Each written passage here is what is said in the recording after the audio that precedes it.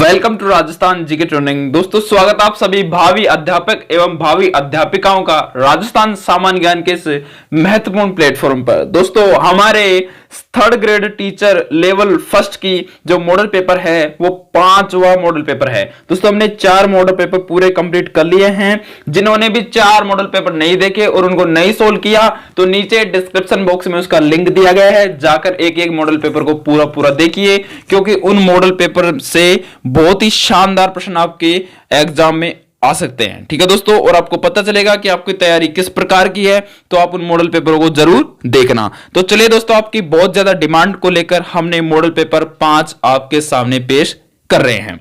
तो चलिए दोस्तों, इसमें भी आपको 150 प्रश्न मिलेंगे, जिनमें से आपको नीचे कमेंट करके बताना है कि आपके कितने प्रश्न सही हुए, और नीचे अभी आप मुझको कमेंट करके बताओ कि आपकी तैयारी कैसे चल रही है। ठीक है, तैयारी को फटाफट से धार देते रहो दोस्तों।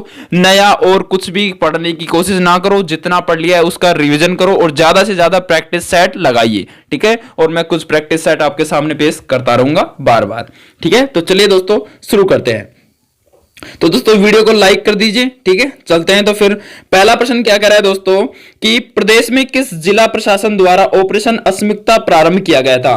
तो दोस्तों अपने बूंदी जिला प्रशासन द्वारा ऑपरेशन अस्मिकता प्रारंभ किया गया था राजस्थान के अंदर। ठीक है, पता रहना चाहिए आपको। ठीक है, अगला प्रश्न है कि राजस्थान का पहला अल्ट्रा थर्मल पावर प्लांट कहां लगाया जा रहा है। तो दोस्तों आपसे पूछ ले कि राजस्थान का पहला अल्ट्रा थर्मल पावर प्लांट कहां पर लगाया जा रहा है, तो इसका राइट आंसर आपको क्या बताना है दोस्तों, दानपुरा बांसवाड़ा में लगाया जा रहा है। ठीक है, चलिए अगला प्रश्न है नीति आयोग द्वारा जारी राज्य ऊर्जा और जलवायु सूचकांक 2022 में ओवरऑल राजस्थान किस रैंक पर है। तो दोस्तों नीति आयोग द्वारा जारी हुआ था राज्य ऊर्जा और जलवायु सूचकांक 2022, इसमें राजस्थान दोस्तों आपसे पूछ ले तो आपको 25वीं रैंक पर है राजस्थान। ठीक है, चलिए अगला प्रश्न क्या कर रहा है दोस्तों कि राजस्थान सरकार के महिला एवं बाल विकास विभाग ने इंदिरा महिला शक्ति प्रोत्साहन एवं सम्मान पुरस्कार से किस उपक्रम को सम्मानित किया गया है। तो दोस्तों इनमें से किस उपक्रम को सम्मानित किया गया है, तो हिंदुस्तान जिंक लिमिटेड को सम्मानित किया गया है।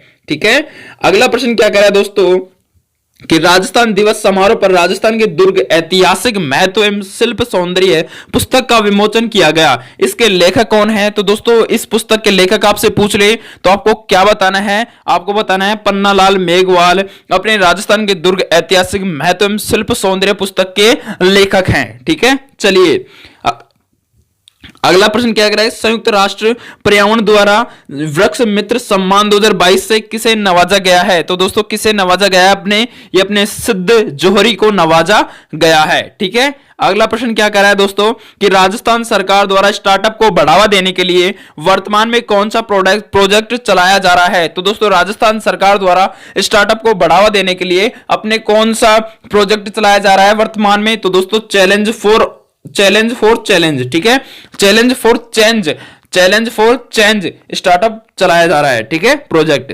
अगला प्रश्न है प्रदेश की पहली पैरा खेल एकेडमी कहां बनने जा रही है। तो दोस्तों आपसे पूछ ले कि राजस्थान प्रदेश की पहली खेल एकेडमी कहां बनने जा रही है। तो दोस्तों ये अपने जोधपुर में बनने जा रही है। ठीक है, अगला प्रश्न है वित्त वर्ष 2019-20 के बजट में घोषित राजस्थान इलेक्ट्रॉनिक वाहन पॉलिसी की शुरुआत कब से की गई। तो दोस्तों अपने 2019-20 के बजट में घोषित हुई थी कि राजस्थान में इलेक्ट्रॉनिक वाहन पॉलिसी शुरू की जाएगी, लेकिन वो दोस्तों अपने 1 सितंबर 2022 को शुरू हो चुकी है। ठीक है, चलिए अगला प्रश्न है कि सिक्कर में इस वर्ष शेखावाटी उत्सव का आयोजन कब किया गया था। करंट का महत्वपूर्ण प्रश्न है, आपसे पूछ ले तो सिक्कर में इस वर्ष शेखावाटी उत्सव का जो आयोजन है वो अपने कब किया गया था दोस्तों, ये अपने 20 से 22 मार्च 2022 को किया गया था। ठीक है, चलिए पाकिस्तान की सीमा रेखा को सर्वाधिक स्पर्श करने वाला राजस्थान का कौन सा जिला है। तो पाकिस्तान से सबसे ज्यादा सीमा रेखा बनाता है अपना राजस्थान का जैसलमेर जिला। ठीक है, और सबसे कम बीकानेर। चलिए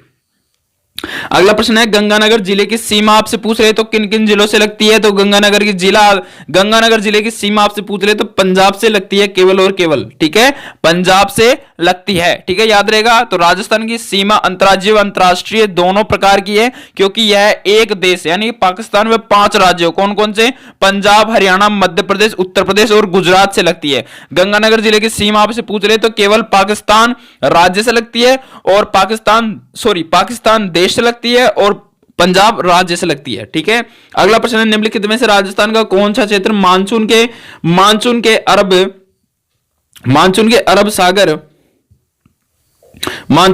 अरब शाखा से संबंधित, मानसून के अरब शाखा से अधिकतम वर्षा प्राप्त करता है? तो 13वें प्रश्न का राइट आंसर पूछ ले तो आपको बताना है दक्षिण तथा दक्षिण पूर्वी क्षेत्र। ठीक है, एक तरफ है दोस्तों स्थलाकृति आकृति और एक तरफ है अवस्थिति। तो दोस्तों अपन को सुमेलित नहीं है, कौन सा इनमें से सुमेलित नहीं है इसके बारे में अपन को बताना है। तो दोस्तों भाकर अपने पूर्वी सिरोही में स्थित पहाड़ी है, बिल्कुल। और अपने गिरवा पूछ ले दोस्तों, तो गिरवा अपने उदयपुर बेसिन में स्थित पहाड़ी है, बिल्कुल। काठल पूछ रहा है चंबल बेसिन, काठल पूछ रहा है चंबल बेसिन है, लेकिन चंबल बेसिन नहीं आता यहाँ पे। काठल तो अपने माई बेसिन की है, कहां की है? माई बेसिन की। और 56 की पहाड़ी है जालोर सिरवाहा, ये बिल्कुल अपना राइट आंसर है। तो राइट आंसर क्या आ जाएगा? सुमेलित नहीं है, तो तीसरा अपने सुमेलित बिल्कुल नहीं है। अगला प्रश्न क्या करें, किस वर्ष में सामर झील के नमक पर ब्रिटिश एकाधिकार स्थापित हुआ था? तो किस वर्ष में सामर झील के नमक पर ब्रिटिश एकाधिकार स्थापित हुआ था? तो उसके बारे में आपसे राइट आंसर पूछ रहे, तो आपको क्या बताना है? 1869 AD ईस्वी में। ठीक है, चलिए, निम्न बेसिनों में से कौन सा गोडवाड़ प्रदेश के नाम से जाना जाता है? तो दोस्तों कौन सा अपने गोडवाड़ प्रदेश के नाम से जाना जाता है? तो गोडवाड़ प्रदेश के नाम से दोस्तों आपसे पूछ रहे तो आपको लूणी बेसिन जाना जाता है गोडवाड़ प्रदेश के नाम से। ठीक है, चलिए, एक तरफ दोस्तों क्या करें, सूची फर्स्ट को सूची सेकंड से मिलान कीजिए। ठीक है, एक तरफ है राजस्थान के प्रमुख क्या अपने उद्यान, ठीक है, राष्ट्रीय उद्यान, और एक तरफ उनके जिले हैं कि कौन सा उद्यान अपने किस जिले से संबंधित है। आप सबको पता है कि तालसापर अपने चूरू जिले से संबंधित है। ठीक है, और मरु राष्ट्रीय उद्यान अपने जैसलमेर से संबंधित है। ठीक है, बंद बारेट अपने भरतपुर से संबंधित है। ठीक है, और फुलवाड़ी की नाड़ अपने उदयपुर से संबंधित है। तो राइट आंसर क्या आ जाएगा? ए में 3 और बी में कितना आ रहा है? बी में 4। तो राइट आंसर फर्स्ट आ जाएगा। ठीक है, चलिए, दूसरा भी यही है कि निम्न को सम्मिलित कीजिए। तो सबको पता है मरु राष्ट्रीय उद्यान अपने कहां से संबंधित है? जैसलमेर से। ठीक है, और अपने टाइगर रिजर्व पूछ रहे तो अपने किससे संबंधित है? सरिस्का। ठीक है, और केवलादेव राष्ट्रीय उद्यान पूछ रहे तो भरतपुर, और कुंभलगढ़ अपने राजसमंद। तो एक का चार तो सिर्फ ए में ही आ रहा है, सिर्फ फोर्थ ऑप्शन में आ रहा है। तो राइट आंसर फोर्थ ऑप्शन। अगला प्रश्न क्या कर रहा है कि राजस्थान की मिट्टी के संबंध में कौन सा कथन सत्य है? नीचे दिए गए कूट का प्रयोग करके सही उत्तर को चुनिए। तो बताइए दोस्तों, क्या थार मरुस्थल में ग्रेनाइट और बलुआ पत्थर शैलों से बलुई मिट्टी का निर्माण होता है? नहीं।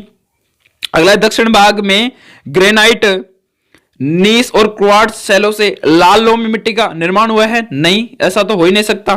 ठीक है, अगला क्या कह रहा है कि दक्षिण पूर्वी भाग में बेसाल्ट लावा के शरण से काली मिट्टी का निर्माण हुआ है?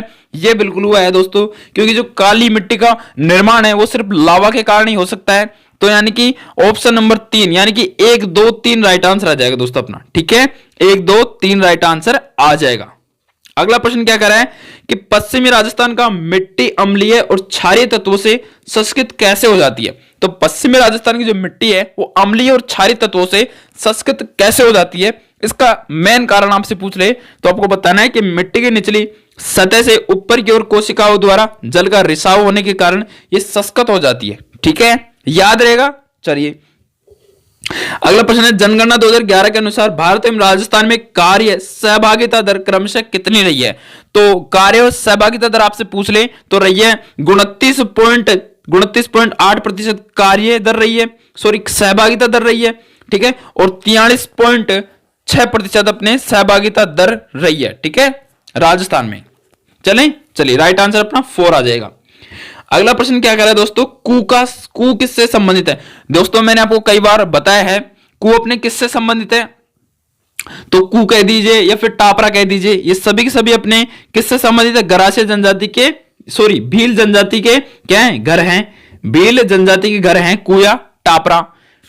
अगला प्रश्न क्या कर रहा है कि किस समूह में सालर या साल के वन पाए जाते हैं? तो दोस्तों इनमें से कौन सा समूह है जिसमें सालर या साल के वन पाए जाते हैं? तो सबसे ज्यादा सालर दोस्तों अपने अलवर, चित्तौड़गढ़, उदयपुर, सिरोही, इनमें इन जिलों में देखने को मिलते हैं। तो राइट आंसर 3rd। चलिए, अगला प्रश्न क्या कर रहा है कि भारत के भारत के 15 एग्रो क्लाइमेटिक यानी कि कृषि जलवायु क्षेत्रों में निम्न में से किस क्षेत्र को पश्चिमी शुष्क क्षेत्र के रूप में वर्गीकृत किया गया है? तो इसका राइट आंसर आपसे पूछ रहे, तो राइट आंसर आ जाएगा राजस्थान शुष्क क्षेत्र को। ठीक है, अगला राजस्थान का एकमात्र जिला जहां पाइराइट के भंडार हैं। तो राजस्थान का एकमात्र जिला जहां पे पाइराइट के भंडार आपसे पूछ ले तो आपको बताना है दोस्तों सलेदीपुरा। सलेदीपुरा कहां पे? सिक्कर का सलेदीपुरा। ठीक है, चलिए अगर लोहे अयस्क खनन क्षेत्र नहीं है, इनमें से लोहे का कौन सा खनन क्षेत्र नहीं है?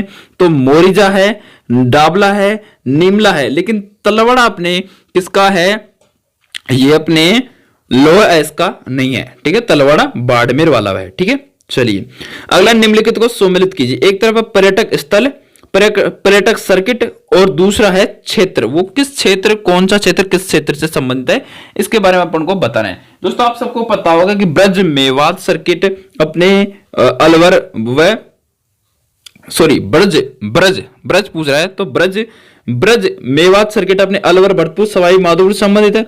और शेखावाटी सर्किट आपसे पूछ ले तो शेखावाटी सर्किट अपने चूरू सीकर झुंझुनू संबंधित है। और मरु सर्किट आपसे पूछ ले तो जोधपुर जैसलमेर बीकानेर बाड़मेर संबंधित। मेरवाड़ा सर्किट आपसे पूछ ले अजमेर पुष्कर मेड़ता नागौर संबंधित है। राइट आंसर दूसरा। ठीक है, चलिए अगला प्रश्न क्या कर रहा है कि राजस्थान में नए और अक्षय ऊर्जा मंत्रालय के अनुसार सौर ऊर्जा से बिजली की क्षमता है। तो राजस्थान में नए और अक्षय ऊर्जा मंत्रालय के अनुसार सौर ऊर्जा से बिजली की क्षमता कितनी है?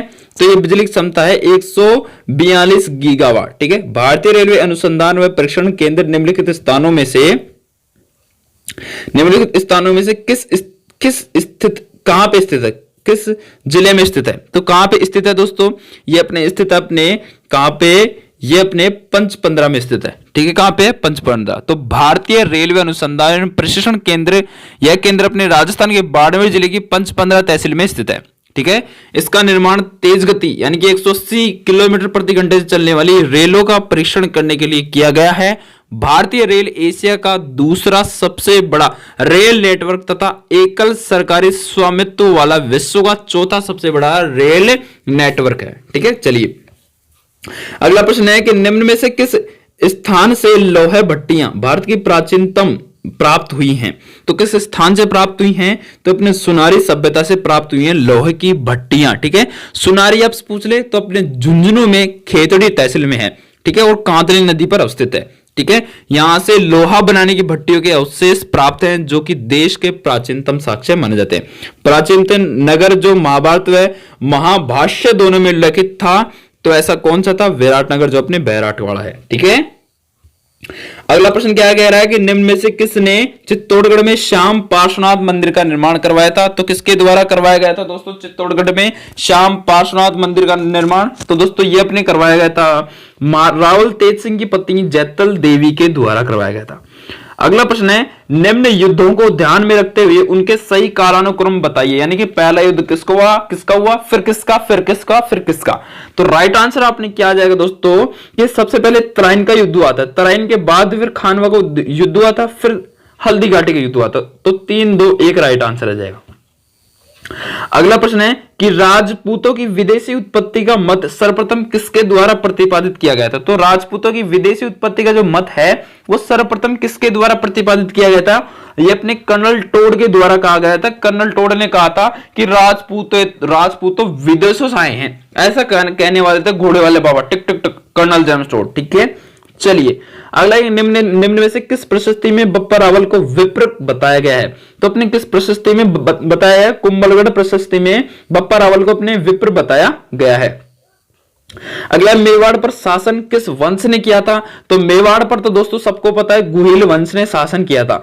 आदिवासियों का सबसे बड़ा मेला बेणेश्वर मेला कब आयोजित होता है? तो बेणेश्वर मेले के बारे में आपसे पूछ ले तो अपने डूंगरपुर जिले के नवातापुरा नामक स्थान पर माघ मास की पूर्णिमा को, कब होता है? माघ मास की पूर्णिमा को, तो आश्विन मास की पूर्णिमा।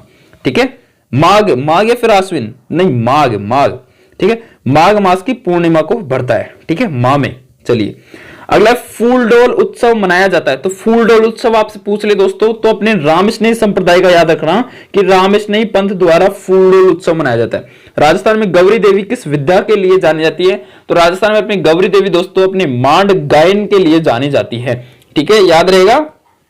चलिए अगला है कि राजस्थान का कौन सा नाट्य मेरू नाट्य के नाम से भी जाना जाता है, तो कौन सा नाट्य जाना जाता है मेरे प्यारे दोस्तों, अपने गौरी नृत्य को अपने मेरू नाट्य के नाम से भी जाना जाता है। निम्न में से कौन सा राजस्थान के भवाई लोक नाट्य से संबंध है, तो किसका संबंध भवाई लोक नाट्य से है, तो कृष्णा व्यास छंगाणी का संबंध अपने भवाई लोक नाट्य से देखने को मिलता है। अगला प्रश्न क्या कह रहा है कि आदिवासियों में प्रचलित लीला मोरिया संस्कार किस अवसर से जुड़ा हुआ है, तो लीला मोरिया जो संस्कार है मेरे प्यारे दोस्तों वो अपने आदिवासियों में विवाह से संबंधित संस्कार है।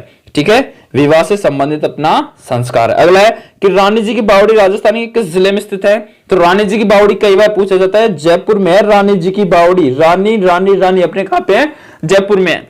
निम्न में से राजस्थान के किस पहाड़ी किले को यूनेस्को के विश्व धरोहर स्थल से शामिल नहीं किया गया, नहीं किया गया, नहीं किया गया, कौन सा इनमें से नहीं है, तो इनमें से दोस्तों अपने कुंभलगढ़ को किया गया है, रणथंभौर को किया गया है, चित्तौड़गढ़ को किया गया, लेकिन तारागढ़ किले को सम्मिलित नहीं किया गया विश्व धरोहर की सूची में। ठीक है, चलिए इनके अलावा आमेर को किया गया है, गागरों को किया गया है, ठीक है, और जैसलमेर दुर्ग को किया गया है। ठीक है, चलिए अगला प्रश्न है दोस्तों, अगला प्रश्न क्या कह रहा है 45 नंबर का कि चावंड चावंड चावंड चित्रकला शैली का विकास किस क्षेत्र में हुआ था, तो इसका विकास मेवाड़ क्षेत्र में हुआ था। ठीक है, चलिए अगला प्रश्न क्या कर रहा है कि निम्नलिखित में से किसने डूंगरपुर और बांसवाड़ा में भील आंदोलन का नेतृत्व किया था, तो यह किया था स्वामी गोविंद गिरी के द्वारा। ठीक है, बहुत ही इंपॉर्टेंट प्रश्न है। अगला प्रश्न है दोस्तों, अगला प्रश्न आपसे कई बार पूछ सकता है कि नानक जी भील का संबंध निम्न में से किस किसान आंदोलन से था, किसान आंदोलन को जरूर पढ़ लेना, एक प्रश्न तो जरूर आएगा। तो नानक जी भील अपने बूंदी किसान आंदोलन से संबंधित थे, किससे, बूंदी से। अगला प्रश्न है कि राजस्थान में कहां मेहराब खान ने 1857 के विद्रोह का नेतृत्व किया था, तो मेहराब खान ने दोस्तों अपने कहां पे किया था, कोटा में किया था। बाड़मेर ब्लॉक मुद्रित कपड़े का एक और नाम क्या है, तो बाड़मेर ब्लॉक मुद्रित कपड़े का अलग नाम जाने तो उसको अजरक प्रिंट के नाम से भी जाना जाता है, बाड़मेर की अजरक प्रिंट। ठीक है, इस्लामाबाद में निम्बार्क चार्य पीठ की स्थापना किसके द्वारा की गई थी, तो निम्बार्क चार्य पीठ की स्थापना आपसे पूछ रहे तो परशुराम देव के द्वारा की गई थी, याद रहेगा। चलिए अगला है लोक देवता गोगा जी की समाधि गोगामेडी राजस्थान के किस जिले में है, तो गोगामेडी अपने हनुमानगढ़ में है, गोगामेडी हनुमानगढ़ में, याद रहेगा। चलिए केसरी सिंह बारट ने मेवाड़ महाराणा को 13 सोटे किस भाषा में लिखकर भेजे थे, तो केसरी सिंह बारट एक कवि व स्वतंत्रता सेनानी थे। ठीक है, केसरी सिंह बारट एक कवि भी थे और स्वतंत्रता सेनानी थे, और एक केसरी सिंह बारट का पूरा परिवार स्वतंत्रता सेनानी था। राजस्थान का एकमात्र परिवार जो पूरा का पूरा क्या था, पूरा पूरा स्वतंत्रता सेनानियों से भरा हुआ था। ठीक है, वे राजस्थान के चारण जाति के थे। इनका पुत्र प्रताप सिंह बारट, जिनको राजस्थान का चंद्रशेखर आजाद कहा जाता है। ठीक है, मेवाड़ महाराणा फतेह सिंह को लॉर्ड कर्जन द्वारा बुलाई गई बैठक में भाग लेने से रोकने के उद्देश्य से केसरी सिंह बारट ने चेतावनी चुंगटा नामक 13 सोटे रचे थे। यह 13 सोटे डिंगल भाषा में लिखे गए थे, किसमें, डिंगल, याद रहेगा, डिंगल। चलिए याद दिला देता हूं मैं आपको कि बजटी नामक आभूषण शरीर के किस अंग में धारण किया जाता है, तो बजटी आपसे पूछ ले तो बजटी बजटी बजटी गला। ठीक है, चलिए पछेवड़ा का संबंध किससे है, तो पछेवड़ा दोस्तों आपसे पूछ ले तो पछेवड़ा परिधान से संबंधित है, पछेवड़ा। ठीक है, चलिए अगला महिला नेता जिसे भरतपुर राज्य द्वारा भरतपुर प्रजा मंडल के पंजीयन की मांग करने के कारण जेल में भेजा गया था, तो ऐसी कौन थी, सुशीला त्रिपाठी। ठीक है, राजस्थान के गठन के समय दूसरे चरण में संघ की राजधानी निम्न में से क्या थी, तो दूसरे चरण में संघ की राजधानी पूछ ले तो आपको क्या बताना है, कोटा बताना है। ठीक है, चलिए निम्न में से किस क्षेत्र में ढूंढाड़ी भाषा प्रधानतः बोली जाती है, तो ढूंढाड़ी भाषा आपसे पूछ ले मेरे प्यारे दोस्तों, तो आपको ढूंढाड़ी भाषा अपने जयपुर में बोली जाती है, ढूंढाड़ क्षेत्र में। ठीक है, प्रधानतः वेली किशन रुक्मणी के लेखक कौन है? तो वेली किशन रुक्मणी के लेखक आपसे पूछ ले, वेली किशन रुक्मणी के लेखक दोस्तों आपको बताना है पृथ्वीराज राठौर। ठीक है, चलिए अगला प्रश्न है कि ब्रह्म सिद्धांतों के लेखक ब्रह्मगुप्त ने किस शहर में रहकर गणित संबंधी ज्ञान प्रसार किया था? तो ब्रह्म सिद्धांतों के लेखक ब्रह्मगुप्त ने किस शहर में रहकर गणित संबंधी ज्ञान का प्रचार प्रसार किया था? ये किया था अपने भीनमाल में रहकर। ठीक है, भीनमाल में रहकर। ठीक है, चलिए अगला प्रश्न है निम्नलिखित को सम्मिलित कीजिए। एक तरफ है बोली, एक तरफ है जिले की कौन सी बोली है, किस जिले से संबंधित है? सबको पता है, एक एक बच्चे को पता है कि कौन सी बोली अपने किस जिले से संबंधित है। हमने 59 का प्रश्न क्या रखा था? भीनमाल सी है। अगला है कि कौन सी बोली किस जिले से संबंधित है? तो सबको पता होगा कि अपने दोस्तों बागड़ी कहां बोली जाती है? हनुमानगढ़ में। ठीक है, जगरोती करौली में। ठीक है, चलिए धाउड़ी पूछ ले तो उदयपुर में, और गोडवाड़ी सिरोही में। ठीक है, राइट आंसर आपसे पूछ ले तो आपको बताना है ऑप्शन नंबर ए। ठीक है, चलिए अगला प्रश्न क्या कर रहा है कि दोस्तों कि सही उत्तर चुने। राजस्थान के राज्यपाल कुलाधिपति होते हैं। सही उत्तर चुनिए। तो 61 नंबर होगा सही पूछ रहे तो सभी राज्य विश्वविद्यालयों के कुलाधिपति होते हैं राजस्थान के राज्यपाल, सभी राज्य विद्यालयों के। ठीक है, चलिए अगला प्रश्न है कि पंचायती राज संस्थानों को संवैधानिक अहमियत निम्न में से किस संविधान संशोधन अधिनियम के द्वारा प्रदान की जाती है? तो संविधान के किस संशोधन द्वारा? ये अपने 73वें। ठीक है, चलिए अगला है मेरे प्यारे दोस्तों के निम्न में से कौन सा 3 या अधिक बार राजस्थान के मुख्यमंत्री रह चुके हैं? तो 3 या उससे अधिक बार अपने भैरव सिंह शेखावत रह चुके हैं, मौलाना सुखाड़े रह चुके हैं, हरदेव जोशी रह चुके हैं। Option number 3 right answer. अगला है कि महिलाओं के सशक्तिकरण हेतु इंदिरा महिला शक्ति निधि की शुरुआत कब हुई थी? तो इंदिरा महिला शक्ति निधि की शुरुआत आपसे पूछ ले तो आपको बताना है कब? 18 दिसंबर 2019 को। राजस्थान का राज्य पक्षी का नाम आपसे पूछ ले तो आपको बताना है गोडावन। ठीक है, इसको कब बनाया गया था? 1981 में गोडावन राज्य पक्षी के तौर पर घोषित किया गया था। इसे ग्रेट इंडियन बस्टर्ड भी कहा जाता है। ठीक है, और इसको शर्मिला पक्षी भी कहते हैं, इसे पाल मोरडी भी कहते हैं, सोन चिड़िया भी कहते हैं। ठीक है, ये भी याद रखना। अगला प्रश्न है निम्नलिखित उत्पादनों में से कौन सा पर्दे बनाने में काम आता है? तो कौन सा उत्पादन अपने पर्दे बनाने में काम आता है? तो पर्दे तो दोस्तों अपन किससे भी बना सकते हैं? पर्दे अपने घास से बना सकते हैं। खस क्या है? घास है। ठीक है, उससे हम पर्दे बना सकते हैं। और दोस्तों तेंदू के पत्ते की बात आ जाए तो तेंदू के पत्ते से अपने राजस्थान में बीड़ी बनाने को उद्योग प्रारंभ किया गया था। ठीक है, तेंदू के पत्ते को टिमरू भी कहा जाता है, टिमरू याद रहेगा। चलिए अगला प्रश्न है निम्नलिखित में से कौन सा प्राचीनतम मंदिर है? तो कौन सा प्राचीनतम मंदिर है? तो सबको पता है प्राचीनतम मंदिर तो इनमें से आबानेरी का हर्षद माता का मंदिर है प्राचीनतम सबसे। अगला है कि कृष्णा नागर ने स्पेनिश पैरा खालिस्तान टूर्नामेंट 2022 में स्वर्ण पदक जीता। तो इसका राइट आंसर आ जाएगा बैडमिंटन। अगला है प्रतापगढ़ का प्राचीन नाम क्या है? तो प्रतापगढ़ का प्राचीन नाम आपसे पूछ ले तो काठल है। ठीक है, गंगानगर शुगर मिल्स लिमिटेड ने चुकंदर से चीनी बनाना कब प्रारंभ किया था? तो ये किया था 1968 से। अगला है कि राजस्थान पंचायत राज अधिनियम 1994 के अध्याय 2 के में जिसके गठन का प्रावधान है वह है, किसके गठन का प्रावधान है? ग्राम पंचायत के गठन का प्रावधान है। अगला प्रश्न है राजस्थान के निम्नलिखित में से किसी राज्यपाल ने अपना कार्यकाल पूर्ण होने से पूर्व ही राज्यपाल पद से त्याग पत्र दे दिया? कौन से राज्यपाल थे वो? दोस्तों इनमें से आपसे पूछ ले तो वो कौन से राज्यपाल थे? तो आपको राइट आंसर क्या देना है दोस्तों? इसमें से आपको बताना है, शायद अपना ये रह गया ना, अच्छा ये रह गया, इसका 71वां क्या बताया था मैंने? ग्राम पंचायत, बिल्कुल सही है। चलिए तो इनमें से कौन से राज्यपाल है उन्होंने त्याग पत्र दे दिया था, राज्यपाल पद से त्याग पत्र दे दिया था? कौन कौन से राज्यपाल हैं बताओ?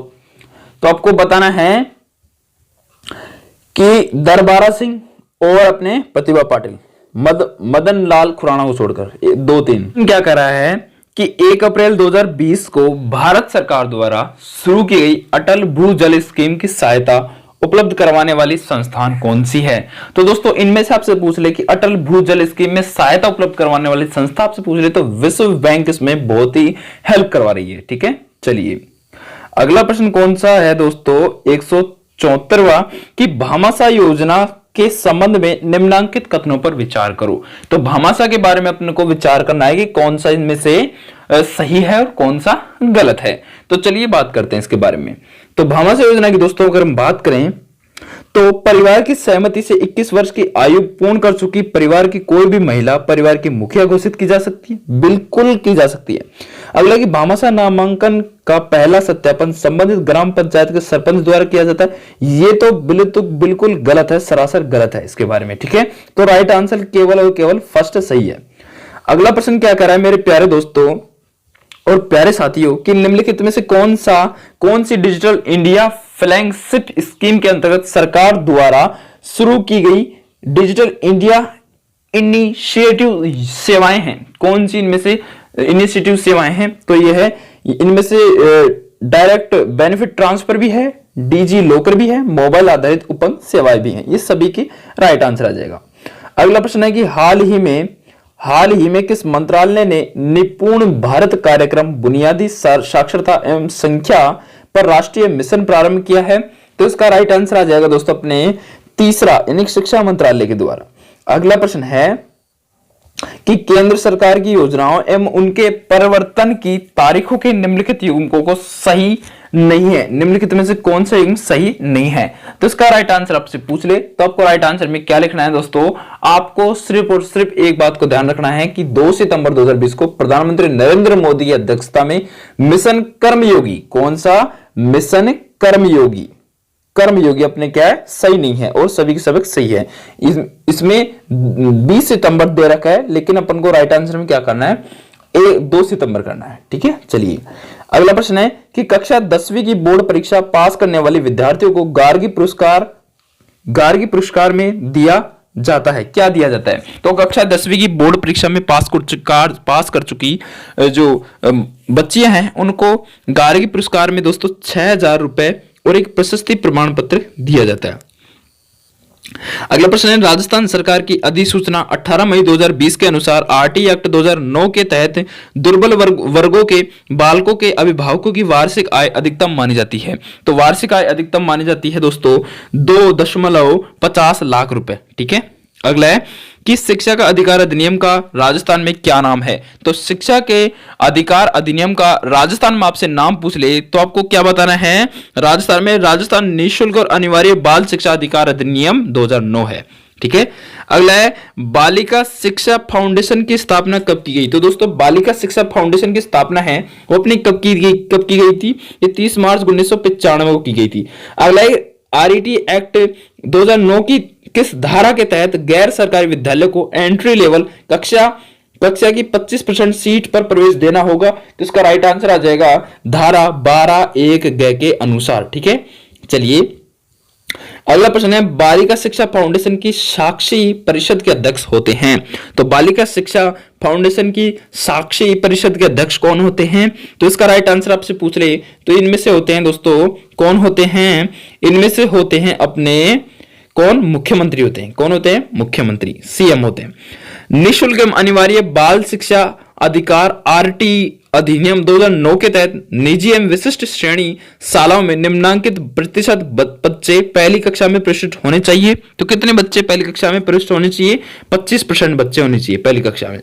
अगला कि state initiative for quality education परियोजना में भागीदारी संस्थाएं कौन सी हैं? तो इन परियोजना में भागीदारी संस्थाएं राजस्थान स्कूल शिक्षा परिषद है, निदेशालय माध्यमिक शिक्षा है, RSESIERT, यूनिसेफ व बौद्ध शिक्षा समिति यानी उपरोक्त सभी इसमें शामिल हैं।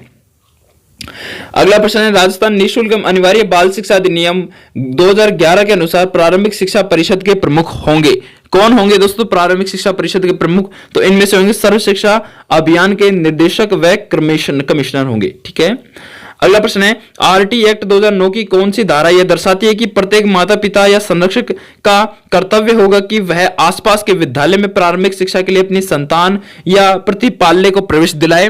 तो कौन सी धारा के अनुरूप यह बात सत्य है? तो अपने धारा 10 के अनुरूप यह बात सत्य है।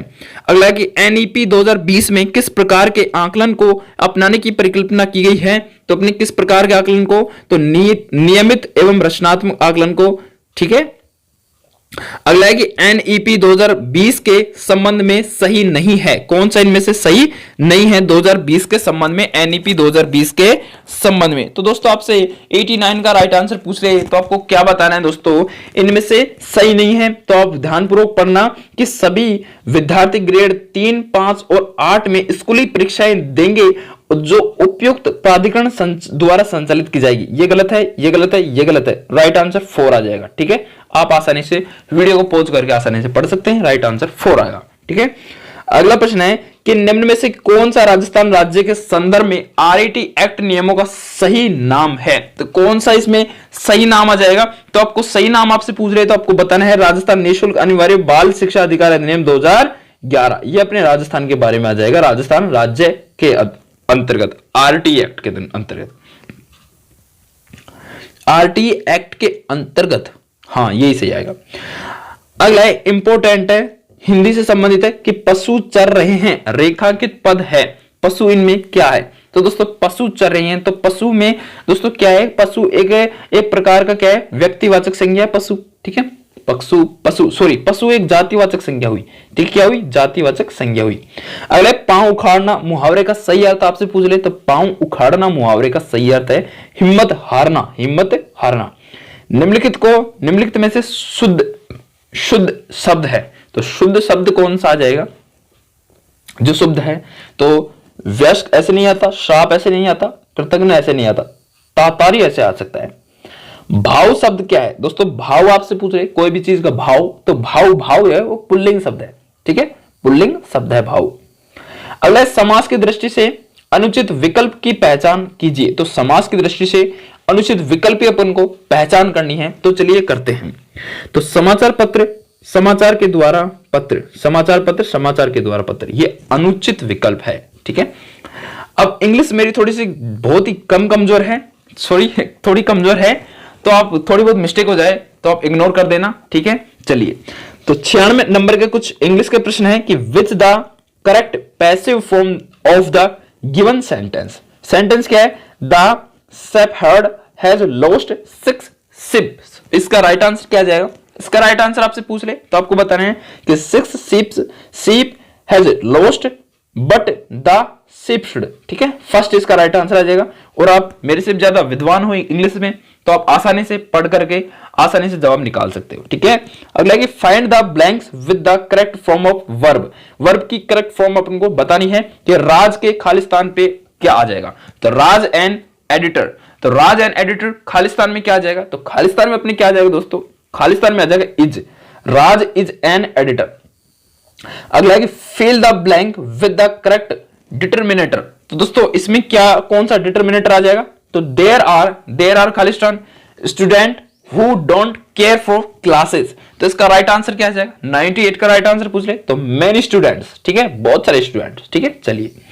अगला है कि replace the underlined part of the following sentence with one word for the give option. तो his handwriting is not clear enough to the read. तो इसमें से कौन सा राइट आंसर आ जाएगा 99 का? तो 99 का राइट आंसर पूछ लें तो इन्हें इलिजिबल राइट आंसर आ जाएगा। ठीक है। अगला है कि the early bird cats the वूम। तो इसका 100 नंबर का राइट आंसर आ जाएगा कि if you woke up and get to work early you will success. ठीक है, सक्सेस्ड। ठीक है।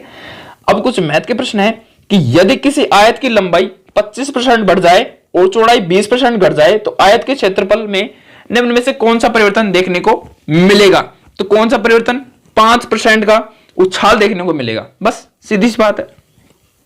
एक आयताकार पानी की टंकी 8 मीटर ऊंची, 6 मीटर लंबी और 2.5 मीटर चौड़ी है। यह कितने लीटर पानी का धारण कर सकती है? तो अपने कितने लीटर पानी का धारण कर सकती है? तो अपने 12,000 लीटर पानी का धारण कर सकती है। आप आराम से निकाल सकते हैं बैठ करके तसल्ली पूर्वक। ठीक है, चलिए। अगला प्रश्न दोस्तों, कि उस कोण का नाम बताइए, उस कोण का माप बताइए जो अपने संपूरक कोण के बराबर का होता है। तो वह कौन सा होता है मेरे प्यारे दोस्तों? 90 डिग्री का कोण होता है। 90 डिग्री का संपूरक कोण होता है 180 माइनस 90, तो 90। दो संपूरक कोणों का योग 180 डिग्री। बिल्कुल आसान प्रश्न है। साधारण ब्याज पर एक निश्चित धनराशि 20 वर्ष में इसकी तिगुना हो जाती है, तो इसी साधारण ब्याज पर यह कितने वर्ष में इसकी दुगनी हो जाती है? तो ध्यानपूर्वक पढ़ना, तो दुगनी हो जाएगी 10 वर्षों में। ठीक है, आप आराम से मैथ के प्रश्नों को कॉपी पेन लेके आराम से कर सकते हैं। ठीक है, कोई भी कंफ्यूजन दिक्कत हो तो नीचे कमेंट करके बता सकते हैं। अगला है कि किसी मशीन के मूल्य का एवं मूल्य 10% प्रति वर्ष होता है, तो इसको 3 वर्ष पूर्व खरीदा गया, इसकी वर्तमान मूल्य 8,748, तो इसका क्रय मूल्य क्या था? तो पीछे के रुपए को हम घटा देंगे और नया जो मान आया वो बता देंगे। तो 105 का राइट आंसर आ जाएगा 12,000 रुपए था। ध्वनि की तीव्रता, ध्वनि की तीव्रता ध्वनि के द्वारा निर्धारण की जाती है। तो ध्वनि की जो तीव्रता है वो अपने किसके द्वारा निर्धारण की जाती है? आयाम के द्वारा निर्धारण की जाती है। ये साइंस के कुछ महत्वपूर्ण प्रश्न है। प्रकाश का उसके घटक रंगों में विभाजन कहलाता है, तो प्रकाश का उसका घटक रंगों में विभाजन वर्ण विक्षेपण कहलाता है। ठीक है, वर्ण विक्षेपण कहलाता है, ना कि अपवर्तन। ठीक है, चलिए, कोशिका के निम्नलिखित में से किस अणुकाय में दोहरी झिल्ली अनुपस्थित होती है? तो कोशिका यानी कि सेल के किस कौन सा अणु का काय है जिसमें दोहरी झिल्ली अनुपस्थित होती है? तो इसका राइट आंसर आ जाएगा लाइसोसोम के अंदर। ठीक है, अगला, रक्त का कौन सा भाग खनिज, विटामिन, शर्करा व अन्य खाद्य पदार्थों को शरीर की कोशिकाओं तक पहुंचाता है? तो रक्त का इनमें से दोस्तों प्लाज्मा वाला भाग है, जो खनिज हो गए, विटामिन हो गया, शर्करा हो गया और अन्य जो भी खाद्य पदार्थ है उनको शरीर की प्रत्येक सेल्स के अंदर पहुंचाने का कार्य करता है प्लाज्मा। ठीक है, चलिए अगला प्रश्न देख लेते हैं कि मानव कोशिका में गुणसूत्रों की संख्या कितनी होती है? तो गुणसूत्रों की संख्या आप सबको पता है कि 46 होती है, 23 प्लस 23 यानी कि 23 जोड़ों के रूप में। अगला है कि संविधान के किस अनुच्छेद में प्रावधान है कि प्रत्येक राज्य के लिए एक विधानमंडल होना आवश्यक है? तो संविधान के अनुच्छेद 168 में यह प्रावधान किया गया है। 42वें संविधान संशोधन अधिनियम 1976 के परिणाम स्वरूप निम्न 3 शब्द संविधान के उद्देशिका में जोड़े गए थे। तो कौन से वे 3 शब्द थे जो उद्देशिका में जोड़े गए थे? समाजवादी जोड़ा गया था, पंथ निरपेक्ष जोड़ा गया था और अखंडता जोड़ा गया था। ठीक है, चलिए, राजस्थान में सर्वाधिक गेहूं का उत्पादन किस जिले में होता है? श्री गंगानगर जिले में होता है। सभी बच्चों को पता होगा, सॉरी बच्चे कह दिया मैं आपको, सभी गुरुजनों को पता होगा इसके बारे में। तो ठीक है, चलिए, राजस्थान राज्य का पक्षी अभ्यारण्य किस जिले में स्थित है? तो पक्षी अभ्यारण्य आपसे पूछ ले तो आपको एक ही बताना है, भरतपुर में पक्षी अभ्यारण्य, केवलादेव घना पक्षी अभ्यारण्य। ठीक है, केवलादेव पक्षी विहार। ठीक है, चलिए अगला है कि वनोन्मूलन का दुष्टि दुष्परिणाम परिणाम कौन सा है? वनोन्मूलन का दुष्परिणाम कौन सा है? तो दुष्परिणाम आपसे पूछ ले तो मृदा अपरदन में वृद्धि, ये अपना मृदा अपरदन यानी कि मृदा का कटाव में वृद्धि, ये अपना वनोन्मूलन का दुष्परिणाम है। उपलब्धि परीक्षण के निर्माण के लिए निम्न में से कौन सा सत्य नहीं है? तो ये कुछ साइकोलॉजिकल प्रश्न आ चुके हैं, तो ध्यानपूर्वक बैठना। और अभी तक आपने मेरे प्यारे प्यारे प्यारे टीचरों, अगर आपने अभी भी चैनल को सब्सक्राइब नहीं किया तो सब्सक्राइब कर लो और वीडियो को लाइक कर दो, और इसको पूरी होने के बाद नीचे कमेंट करके बताना कि मेरे 150 प्रश्नों में से सर इतने प्रश्न सही हुए। ठीक है, तभी मैं आपका टेस्ट पूरा मानूंगा। ठीक है, अन्यथा आप सिर्फ मौज मस्ती के लिए आए हो इस वीडियो पर, मौज मस्ती बिल्कुल नहीं चलेगी दोस्तों। ठीक है, केवल और केवल पढ़ाई चलेगी। ठीक है मेरे प्यारे दोस्तों, अगर नाराज हुए हो तो नीचे कमेंट करना सर हम नाराज हो गए आपसे। ठीक है, चलिए, तो उपलब्धि परीक्षण के निर्माण के लिए कौन सा सत्य नहीं है? तो इनमें से सत्य नहीं है दोस्तों, कौन सा सत्य नहीं है? तो विश्वसनीयता सत्य है, वैधता सत्य है, वस्तुनिष्ठ सत्य है, लेकिन मूल्यांकन कहां से आ गया बीच में? ठीक है, चलिए अगला है कि सत्य एवं व्यापक मूल्यांकन व्यवस्थित ढंग से किया जाए तो इसका प्रमुख लाभ कौन सा होगा? तो इसका प्रमुख लाभ होगा विद्यार्थी के सत्र पर्यंत अध्ययनशील रहते हुए का।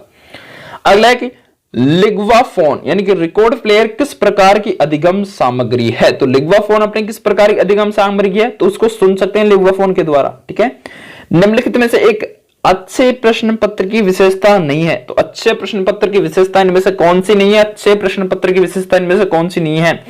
विश्वसनीयता है, वैधता है, व्यवहारिक है, लेकिन अमान्यीकृत अपने एक अच्छे प्रश्न पत्र की विशेषता नहीं है, विशेषता नहीं है।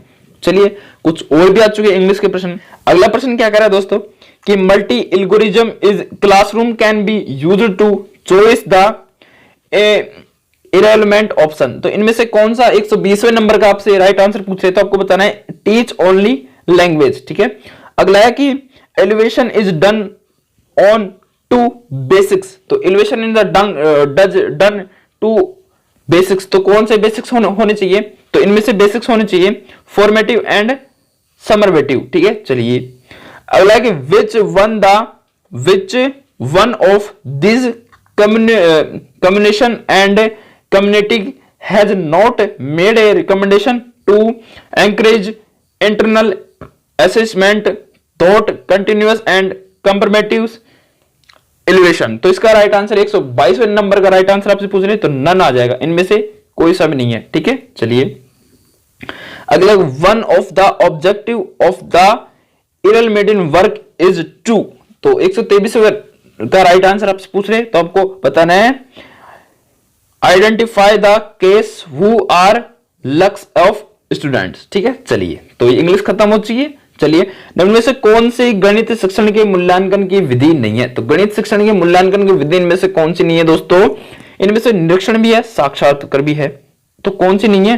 तो फिर इनमें से ये नहीं हो सकती। फिर 124वां है तो 124वें में तो क्या आ जाएगा? 124वें में आ जाएगा छात्रों द्वारा बनाए गए मॉडल, ये भी है श्रुति लेख, ये इनमें से शामिल नहीं है गणित शिक्षा में। ठीक है, निदानात्मक परीक्षण का उद्देश्य क्या है? तो निदानात्मक परीक्षण का उद्देश्य आपसे पूछ ले तो अध्ययन पद्धतियों का दिशा निर्देश करना, कठिनाई स्तर के आधार पर छात्र को वर्गीकरण करना, विषय विशेष में उपलब्धि की कमी का पता लगाना, ये सभी राइट आंसर आ जाएगा। ठीक है, चलिए निम्नलिखित में से किसका ज्ञान चित्रकला में सर्वाधिक सहायता करता है? तो किसका ज्ञान सर्वाधिक सहायता करता है चित्रकला में? तो सर्वाधिक ज्ञान रेखा गणित करती है। किसके अनुसार प्रत्येक व्यवहार बाह्य उद्दीपन का परिणाम होता है? तो किसके अनुसार होता है बाह्य उद्दीपन का परिणाम? तो यह होता है अपने व्यवहारवादियों के अनुसार। मूल्यांकन का मुख्य उद्देश्य क्या है? तो मूल्यांकन का मुख्य उद्देश्य आपसे पूछ रहे तो सीखने की कमी का निदान, सीखने की कमी का निदान एवं उपचार करना। चलिए अगला प्रश्न है कि एक उपलब्धि परीक्षण आयोजित करने का उद्देश्य सिवाय इस कारण को छोड़कर अन्य सभी के लिए होता है। तो कौन सा कारण को छोड़कर? उद्देश्यों के लेखन के कारण को छोड़कर। चलिए अगला है कि अधिगमकर्ताओं के सतत और व्यापक मूल्यांकन के विषय में, सतत एवं व्यापक मूल्यांकन के विषय में निम्न में से कौन सा कथन सही है? तो अधिगमकर्ताओं के सतत और व्यापक मूल्यांकन के विषय में दोस्तों इनमें से आपसे गलत पूछ ले, सॉरी सही कथन पूछ ले तो आपको क्या बताना है कि संकलित यानी कि योगात्मक आकलन औपचारिक आकलन कहलाता है, ये राइट आंसर आ जाएगा। अगला है कि विज्ञान शिक्षण में मूल्यांकन के सतत पक्ष का संबंध किससे है? तो बताइए कि विज्ञान शिक्षण में मूल्यांकन के सतत पक्ष का संबंध किससे है? तो इसका राइट आंसर आपसे पूछ ले तो छात्रों के विकास के सतत आकलन से भी है, बार बार इकाई परीक्षण से भी है, सुधारात्मक उपायों के उपयोग से भी है और उपयुक्त सभी, तो इसका राइट आंसर आ ही जाएगा। अगला प्रश्न क्या कह रहा है कि संकलनात्मक मूल्यांकन निम्न में से किसके लिए अनुपयुक्त है? तो संकलनात्मक मूल्यांकन किसके लिए अनुपयुक्त है? तो इसका राइट आंसर आपसे पूछ ले तो आपको बताना है क्या कि शिक्षण अधिगम प्रक्रिया की प्रगति पर, ठीक है, निगरानी में, ये इसका राइट आंसर हो जाएगा। नैदानिक परीक्षण, नैदानिक परिभाषा है, सॉरी नैदानिक परीक्षा है किसकी है? तो नैदानिक परीक्षा आपसे पूछ ले तो नैदानिक परीक्षा आपको यह विद्यार्थियों की किसी विषय संबंधी कमजोरी का पता लगाने की परीक्षा है नैदानिक परीक्षा। ठीक है, फिर इसका निदान निकाला जाता है। कौन सा एक सामाजिक अध्ययन शिक्षण का सामान्य उद्देश्य नहीं है? तो कौन सा एक सामाजिक अध्ययन शिक्षण का एक सामान्य उद्देश्य नहीं है? तो राइट आंसर आपसे पूछ ले तो जाति प्रथा की प्रशंसा ये अपने शिक्षा सामाजिक अध्ययन शिक्षण का सामान्य उद्देश्य बिल्कुल भी नहीं है। और ये पर्यावरण से परिचित होना, सामाजिक आर्थिक संस्थानों में रुचि रखना, सांस्कृतिक विरासत की सराहना करना, ये सभी के सभी इसके उद्देश्य में शामिल होते हैं। ठीक है, सिवाय जाति प्रथा की प्रशंसा को छोड़कर। अगला की एडगर डेल के श्रव्य दृश्य साधनों के अनुभव शंकु द्वारा किए गए वर्गीकरण में सबसे उच्चतम अनुभव कौन सा है? तो इनमें सबसे उच्चतम अनुभव आपसे पूछ ले तो आपको क्या बताना है? तो इनमें से उच्चतम अनुभव प्रत्यक्ष प्रत्योजन पूर्व अनुभव राइट आंसर आ जाएगा। अगला प्रश्न है कि स्कूलों में व्यक्तिगत विभिन्नताओं का ध्यान रखना चाहिए, क्योंकि क्यों रखना चाहिए? स्कूलों में व्यक्तिगत विभिन्नताओं का ध्यान रखना चाहिए। क्यों रखना चाहिए दोस्तों? क्योंकि समझने के लिए छात्र सीखने में समर्थ या असमर्थ क्यों हो रहे हैं, ऐसा ध्यान रखना चाहिए। ठीक है, चलिए कि कौन सा अभिप्रेरणा का घटक नहीं है, तो इनमें से कौन सा ऐसा है जो अभिप्रेरणा का बिल्कुल भी घटक नहीं है और सभी अभिप्रेरणा घटक हैं। तो इनमें से आपसे पूछ ले तो आपको क्या बताना है? आपको बताना है अंत्योदय भी अभिप्रेरणा घटक है, आवश्यकता भी अभिप्रेरणा घटक है, प्रोत्साहन भी अभिप्रेरणा घटक है, लेकिन रटन स्मृति यानी कि रटन विद्या अपने अभिप्रेरणा का घटक नहीं है। पारितोषिक तथा दंड के माध्यम से सीखना है। पारितोषिक तथा दंड के माध्यम से सीखना क्या कहलाता है? ये क्रिया प्रसूत अनुबंध कहलाता है। ठीक है, क्रिया प्रसूत अनुबंध कहलाता है। एडवांस एजुकेशन साइकोलॉजी पुस्तक के उद्देश्य पारिक के अनुसार अधिगम प्रक्रिया का कौन सा तत्व है? तो अधिगम प्रक्रिया का कौन सा तत्व है एडवांस एजुकेशन साइकोलॉजी के अनुसार? तो ये आवश्यकता, तत्परता और स्थिति यानी उपरोक्त सभी इसके क्या हैं? तत्व हैं। अगला, किस प्रकार के विकलांग बच्चों को झुके हुए डेस्क, चौड़े और उभरे हुए लाइन पेपर जैसे सहायता उपकरण प्रदान किए जाते हैं? तो किस प्रकार के विकलांग बच्चों को किया जाता है ऐसा? तो इसका राइट आंसर आपसे पूछ ले तो गति समय वैकल्पिक बच्चों को। ठीक है, चलिए निम्नलिखित में से कौन सा आनुवांशिक का सामान्य नियम नहीं है? इनमें से कौन सा नियम है जो आनुवांशिक का सामान्य नियम नहीं है? तो रूपांतर है सामान्य नियम आनुवांशिक का, जेनेटिक का, जैसे पैदा होता है, प्रतिगमन है और प्रगति इसका क्या है? सामान्य नियम नहीं है। चलिए अगला है कि निम्नलिखित में से कौन सा व्यक्ति का जैविक निर्धारक नहीं है? तो इनमें से कौन सा व्यक्ति का जैविक निर्धारक नहीं है? तो इसमें से पूछ ले तो आपको बताना है स्थितिजन्य संरचना जैविक निर्धारण नहीं है। अगला कि रॉबर्ट जे स्टेनबर्ग द्वारा बुद्धि का कौन सा सिद्धांत प्रस्तावित किया गया? तो रॉबर्ट जे स्टेनबर्ग के द्वारा बुद्धि का कौन सा सिद्धांत प्रस्तावित किया गया? तो इनमें से दोस्तों त्रियामी सिद्धांत प्रस्तुत किया गया। अगला है कि मनोविज्ञान व्यवहार का वह विज्ञान है और इसका घनिष्ठ संबंध शिक्षा से इसलिए है क्योंकि शिक्षा बालक के परिवर्तन लाना चाहती है। तो शिक्षा कहां परिवर्तन लाना चाहती है? तो व्यवहार में, बालक के व्यवहार में परिवर्तन लाना चाहती है। अगला प्रश्न है खालिस्तान वे निकटतम वातावरण है जिसमें व्यक्ति रहता है। तो इनमें से राइट आंसर आपसे पूछ ले तो आपको क्या बताना है कि सूक्ष्म प्रणाली। ठीक है, वे निकटतम वातावरण है जिसमें व्यक्ति सीखता है। अगला है कि भेजा गया डाटा उसी रूप में प्राप्तकर्ता तक पहुंचता है, क्या कहलाता है? तो कंप्यूटर का महत्वपूर्ण प्रश्न है। तो भेजा गया डाटा उसी रूप में प्राप्तकर्ता को मिल जाते हैं, उसको हम सत्यनिष्ठा के नाम से जानते हैं हिंदी में। ठीक है, ई शासन की किस सेवा के अंतर्गत जन्म मृत्यु प्रमाण पत्र, राशन प्रमाण पत्र आदि बनवाए जा सकते हैं? तो किसके अंतर्गत बनाए जा सकते हैं? तो ये बनाए जा सकते हैं दोस्तों अपने ई नागरिक के द्वारा। ठीक है, चलिए अगला है कि निम्न में से कौन सा सिस्टम सॉफ्टवेयर का उदाहरण नहीं है? तो सिस्टम सॉफ्टवेयर का उदाहरण आपसे पूछ ले तो विंडोज 10 भी है, लाइनक्स भी है और कौन सा नहीं है? अच्छा, सिस्टम सॉफ्टवेयर का पूछा है दोस्तों। इनमें से कौन सा सिस्टम सॉफ्टवेयर का उदाहरण नहीं है? तो उबंटू, एमएस वर्ड, लाइन्स ये तो हैं, लेकिन विंडोज 10 अपने सिस्टम सॉफ्टवेयर का उदाहरण नहीं है। अगला है कि निम्नलिखित में से कौन सा सॉफ्टवेयर का एक उदाहरण नहीं है? तो इनमें से कौन सा सॉफ्टवेयर का एक उदाहरण नहीं है? तो एमएस वर्ड है, एमएस एक्सेल है, एमएस पावर पॉइंट है, लेकिन टच पैड इसमें इसका सॉफ्टवेयर उदाहरण नहीं है। अगला है कि मोको का पूरा नाम निम्नलिखित में से क्या है? तो मोको का पूरा नाम आपसे पूछ ले, मोस्क का पूरा नाम आपसे पूछ ले तो आपको क्या बताना है कि मैसिव ओपन ऑनलाइन कोर्स इसका पूरा नाम है। हाँ तो दोस्तों ये हो गया अपना मॉडल पेपर 5 बिल्कुल कंप्लीट। आपके 150 प्रश्नों में से कितने परसेंट सही हुए नीचे कमेंट करके जरूर बताना। और वीडियो को अभी तक लाइक नहीं किया तो वीडियो को लास्ट में जाते जाते लाइक जरूर कर देना और एक प्यारा सा कमेंट जरूर कर देना, ठीक है, जिससे हम भी आपके लिए बहुत ही अच्छे अच्छे वीडियो लाके लेकर आए। ठीक है, तो मिलते हैं अगले मॉडल पेपर के साथ। तब तक के लिए जय हिंद, जय भारत, जय राजस्थान। आप सभी विजय होकर आए। धन्यवाद।